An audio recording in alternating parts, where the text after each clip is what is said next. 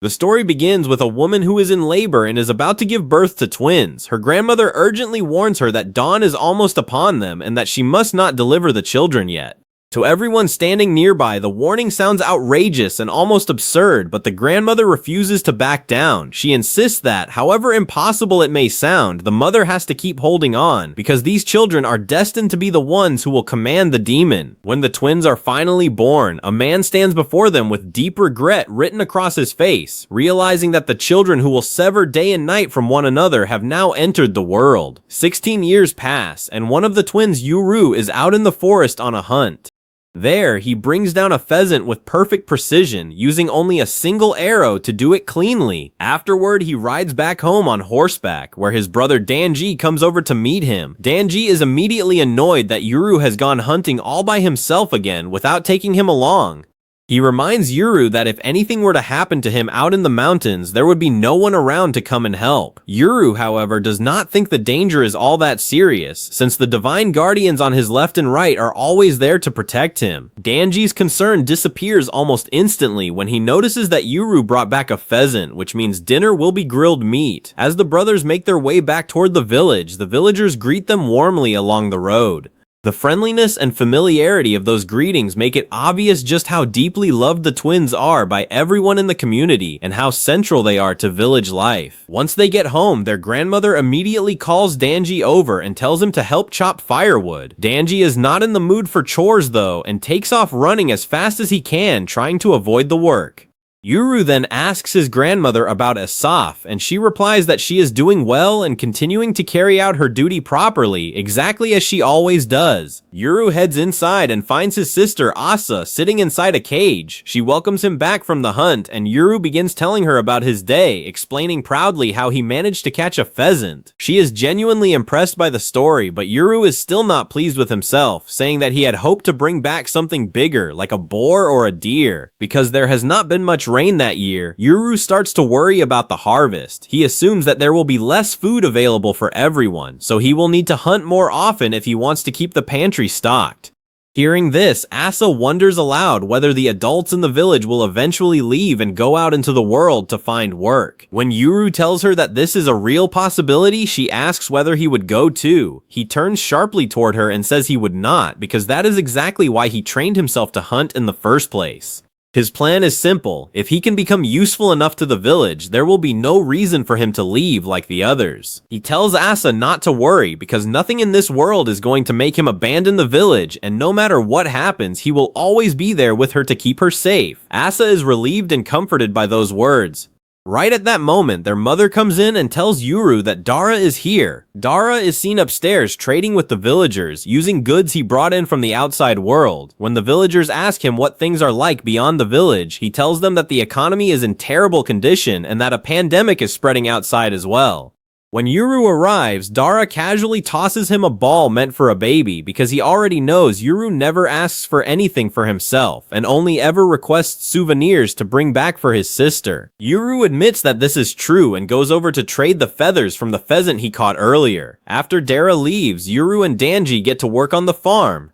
While they are working side by side, Danji begins talking about how badly he wants to leave the village and go out into the outside world. In his mind, the outside must be something truly special because people who leave tend never to come back. Yuru feels the complete opposite. He says he wants to spend the rest of his life right there in the village. Danji assumes that this is because of his sister and suggests that Yuru should just leave and take Asa along with him. Yuru responds that being around him would only bring shame to Asa. Yuru reminds Danji that Asa has a very important duty to carry out. Once Danji actually stops and thinks about it, he realizes that he has never met Asa before. Yuru explains that this is because she is only permitted to meet certain people and not ordinary folk like him.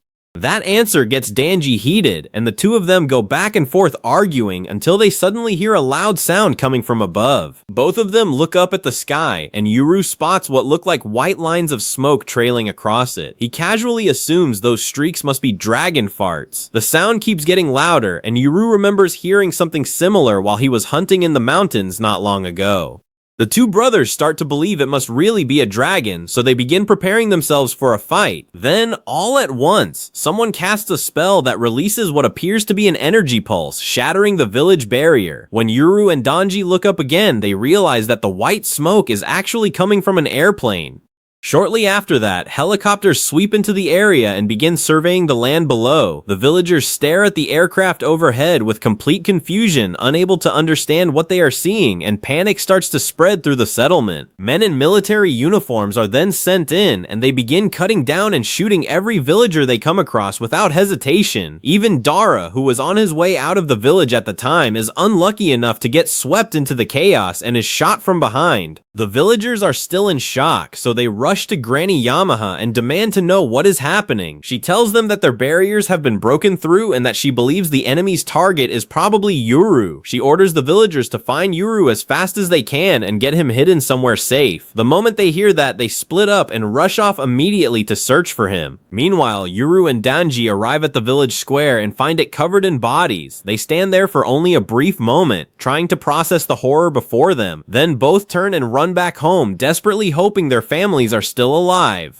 On the way, they run into a pair of soldiers who spot Yuru and call out that they have found him. Yuru fires a couple of arrows at them, and he and Danji move in together to knock both soldiers out before they continue on. Yuru wonders whether the flying machines might actually be dragons after all. When they reach the guardian statues, Danji mentions that his mother is most likely still working at the keep. Yuru begins shifting rocks out of the way and asks Danji to help him.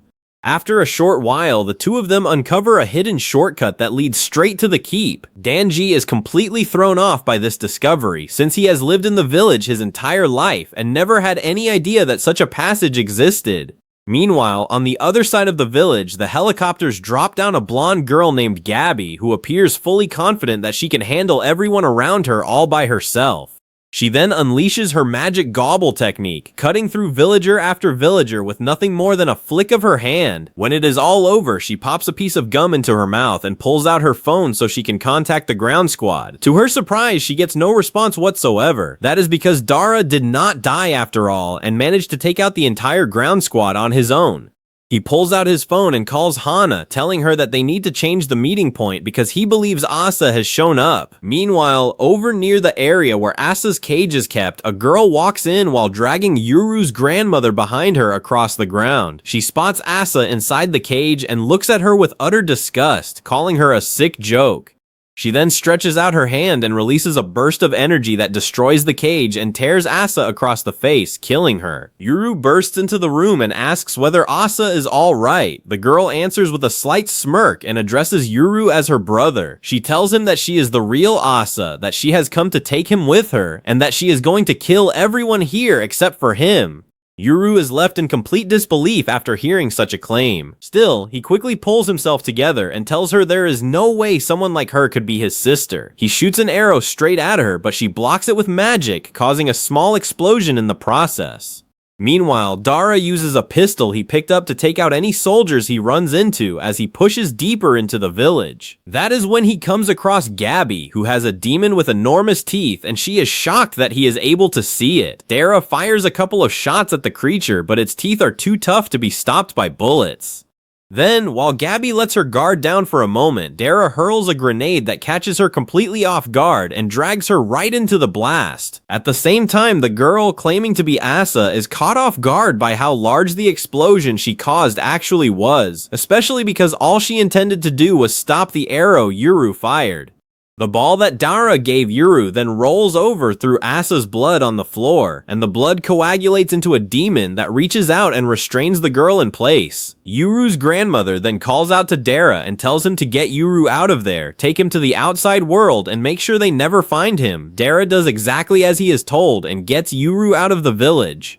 Meanwhile, while Danji is checking on his wounded mother, Yuru goes rushing past in Dara's arms, which leaves Danji even more confused about what is happening. Shortly after, Dara and Yuru reach the end of the shortcut, and Dara tells him that they are heading to the outside world right now and that they are going to begin by making their way down the mountain. But Yuru is still completely lost and keeps asking Dara to explain what is happening. Dara says there is no time for explanations and tries to push forward in order to get them out of there, but it is already too too late because they have been spotted and bullets start flying at them. Dara realizes that they have missed their window to escape cleanly. So he reaches into his pocket and pulls out a green necklace. He tells Yuru to place it into the gap between the left and right guardian statues. Yuru is confused by the instruction at first, but Dara just yells at him to do it without asking questions. So Yuru grabs the necklace and runs over to put it in place. Even though Yuru is completely out in the open and within range of the sniper holds his shot because the orders are to bring Yuru back alive. Once the necklace is in place, Dara rushes over and slams Yuru's face down onto it, getting his blood on the necklace. With that done, the sniper no longer has any reason to spare Dara and lines up the shot, ready to pull the trigger. But right at that moment, the necklace begins to glow and a bright flash of light bursts out. After it fades, two golden beings appear in the sky and tear through the helicopters in an instant, sending them crashing down to the ground while Dara grabs Yuru and runs. The two of them get away just in time. Gabby watches the helicopters go down and screams in frustration because now she has no way of getting back home. Even so, she can sense that someone's demons have shown up and she finds herself wondering just whose they are. Meanwhile, after everything settles, two beings with red and white hair are seen standing on top of the helicopter. They take note of the fact that their master this time around is just a child. But even so, they understand that no matter what, they have no choice but to obey their master without question. Dara then speaks to Yuru and tells him that these two are his demons. That was episode 1. Thanks for watching. If you made it this far, you're a real one. Hit that like button, drop a comment, and join the squad by subscribing. More epic content is coming your way. Stay sharp, stay ready, and I'll see you in the next video. Long ago, Yuru's father revealed a secret to him, a hidden underground passage that ran beneath the entire village. Only a handful of people knew it existed, and its exit led straight to the statues of the left and right demon guardians. Back then, Yuru's father also told him that those two sacred protectors were always watching over him. Now, years later, Yuru finally sees them with his own eyes. These demons have guarded him from afar for a very long time, and now they are ready to obey his will. Right is the larger and more vocal of the two, treating Yuru like a child he needs to protect. Left, on the other hand, is calm, cold, and composed, always acting with a clear head. Left and Right have also been watching Dara, and they refer to him as the demon retainer. Right proudly explains that they already dealt with the helicopters, which he describes as giant metal birds, though he clearly has no real idea what those machines actually are. Dara quickly explains that they are modern inventions, and there are likely more of them on the way. At this point, Dara knows they need to get Yuru off the mountain as fast as possible, but Right immediately makes one thing clear. Dara is not their master, so he has no authority to command them. The problem is that Yuru himself has no idea what is happening, and there is no time to explain. Then Gabby arrives, confirming Dara's worst fears. Behind her is that grotesque, tooth-filled monster with multiple eyes. Dara is shocked because Gabby looks completely unharmed, even after taking a grenade blast earlier. Gabby turns her eyes to Yuru and recognizes him as Asa's brother. The moment Yuru hears that, his anger flares. He realizes Gabby is probably one of the people responsible for slaughtering the villagers, and her casual attitude only makes it worse. Right notices that Yuru is preparing to fight, so he tells the boy to give the order and the demons will fight on his behalf. But this battle is personal. Yuru says he has no intention of ordering the village's guardian beings around. Instead, he makes only 2 requests. First, they must take any surviving villagers somewhere safe. Second, nobody is to touch Gabby because Yuru intends to deal with her himself. Beyond that, the demons are free to act as they please. Right lets out a dark laugh, thrilled to serve his new master. Elsewhere, the real adult Asa is still trapped in the grip of the blood-like creature created by the fake younger Asa. Even so, she breaks free and slams Granny Yamaha into the wall. Before leaving, Asa declares that Granny Yamaha will pay for what she has done and that she will never be forgiven. Back with Yuru, Right rushes toward Gabby, but instead of attacking her, he leaps over her to begin rescuing villagers. Left chooses a different path and does whatever she wants, kicking Gabby's monster straight into a cliff.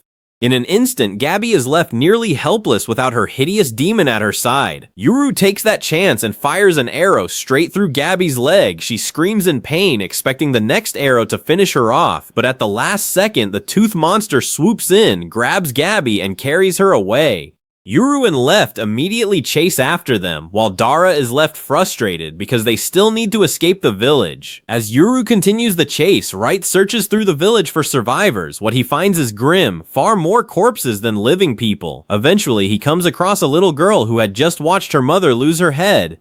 When the girl opens her eyes, she sees nothing at first because Right is invisible, but the second he reveals himself, the terrified child faints on the spot. Right manages to rescue several children, but every one of them passes out after seeing his true form. His face is simply too terrifying for them to handle. From what he can tell, the attackers were merciless toward the adults, while most of the children were left alive. While Right is thinking about that, he spots Asa approaching from the distance. For a brief moment, the two stare at each other in confusion. Then Asa attacks, using her terrifying power to send a strike toward him.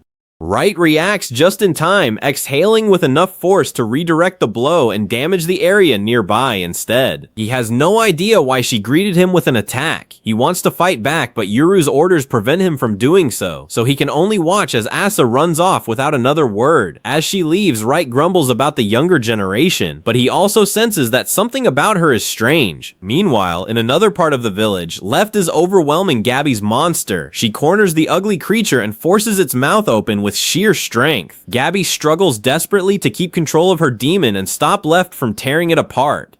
At that exact moment, Yuru fires another arrow and drives it into Gabby's arm. Gabby cries out in agony, and the situation is starting to turn hopeless for her. Then Asa arrives and uses her power to break the wall between them, burying both Left and Gabby's demon under the rubble. She rushes straight to Gabby to make sure she is safe, but Yuru steps in and stops her. Yuru refuses to believe that this older, hardened girl could really be his sister. Asa tells him that she has been through many things, but she is still his sister all the same. Before the confrontation can continue, Right suddenly appears and tells them both to stop. He can smell Asa's blood, and it smells exactly like Yuru's. That is the last thing Yuru wants to hear. He refuses to accept that this gloomy, battle-worn girl is really Asa. And if she is the real one, then who is the girl who stayed in the village with him all this time? Asa finally tells the truth. The sister Yuru has known for years is an imposter. 10 years ago, when Asa and Yuru's parents left the village, they took the real Asa with them. Afraid that Yuru would also want to leave, Granny Yamaha and the others created a fake Asa to keep him there. They knew his love for his sister would chain him to the village because he always wanted to protect her. Yuru's whole world begins to collapse. He has no idea what to think, what to say, or how to react. Dara steps in and tells him to calm down. He also urges Asa to back off. Yuru is angered by Dara's detached attitude, but the merchant explains that no one knows the true extent of the real Asa's powers. If they stay any longer, the village could suffer even more damage. Reluctantly, Yuru lowers his bow and tells Asa that he will let Gabby go, but only if they leave the village. Asa accepts his condition and silently watches as her brother leaves with Dara and the two demons. Gabby hates the arrangement, but with her injuries, she has no room to argue. Once Yuru is gone, Asa breaks down in tears, overwhelmed with relief that her brother is alive and safe. As she cries, the village barrier slowly begins to restore itself with Granny Yamaha's help. The fake Asa is also alive again, though she looks hollow and empty.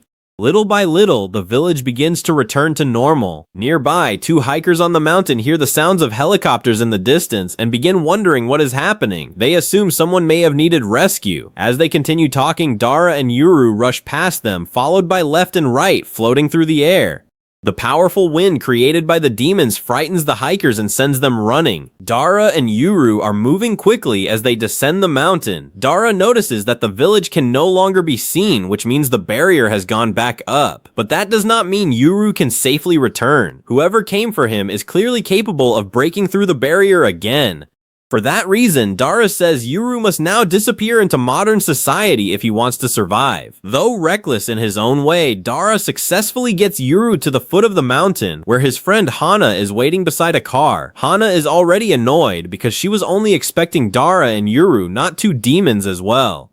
Dara is surprised that Hana can see the demons, and he promises to explain everything later. He tries to introduce Left and Right, but the two demons are too busy inspecting every inch of the strange metal machine called a car. Hana then introduces herself to Yuru and explains that she also works as a demon retainer alongside Dara. Now it is time to leave, but Yuru refuses to get into the bizarre machine. Dara tries to explain what a car is, but he does a terrible job, so Hana steps in and tells Yuru and the demons that the car has horses inside it that make it run very fast. That absurd explanation somehow works, and suddenly none of them object to getting inside. Elsewhere, Gabby and Asa are also waiting near the village for their pickup. After a while, their ally Jin arrives. He is upset to hear that the situation spiraled so badly, and he scolds Gabby for ignoring the seriousness of her injuries. From their point of view, the mission has failed because Yuru is not with them. Still, Asa at least succeeded in confirming that her brother is alive. Back in the car, Dara, Yuru, and the demons continue toward the city. Dara explains the entire situation to Hana, and she is stunned that so much force was used just to recover one boy. Dara is also worried that after this incident, he may have to change his appearance and leave the city altogether. During the drive, left and right suddenly sense another demon approaching. They warn the others, but also make it clear that this presence feels mostly harmless. Unlike the ugly and threatening demons they have fought, this new being is elegant and ethereal. Soon, the figure reveals herself. A beautiful white-haired woman riding a white horse through the sky. She greets left and right warmly after not seeing them for hundreds of years. The white demon is intrigued to learn that the two now serve a new master and that they will be living in the city from now on. After saying her farewells, the white demon vanishes into the sky, expressing an interest in learning more about the twins Yuru and Asa. Dara and Hana immediately lose their composure because they have just seen an Oshira-sama for the first time.